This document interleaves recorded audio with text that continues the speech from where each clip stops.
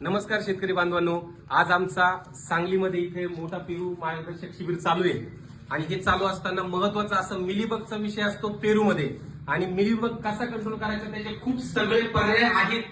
पण हे दोन शेतकरी आपल्यासोबत असे आहेत यांनी एकदम स्वस्तामध्ये शोधून काढलेला पर्याय, फक्त शोधूनच नाही काढला, त्यांना त्याचा फायदा पण झाला.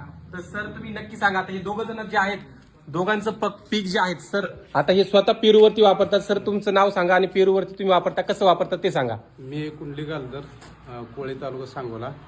पेरूच्या सीझनला मी मिलीबगसाठी लिटरला 5 ml प्रमाणे, लिटरला 5 ml प्रमाणे कसं जमिनीतनं नाही स्प्रेसाठी स्प्रेसाठी देशी दारूचा वापर केला आणि त्याचा अतिशय चांगला रिझल्ट आला. पूर्ण सीझन मध्ये फक्त 2 स्प्रे घेतले मी. मिलीबग 99.99% क्लिअर झाला. आणि हे दुसरे आपले शेतकरी आहेत, द्राक्षाचे मोठे शेतकरी आहेत. सर नाव सांगा.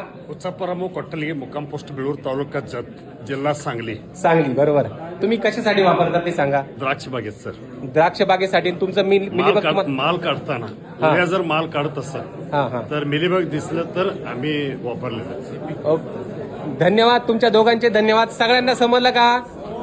त्यांनी सांगितलेला पर्याय सगळ्यांना समजला का? तो त्यांनी वापरलाय म्हणून त्यांनी सांगितलाय, असंच त्यांनी हवेत सांगितलेलं नाहीये. धन्यवाद. याच्यातून आपल्याला हेही 2 गुरु भेटले. भेटूया पुढच्या व्हिडिओमध्ये.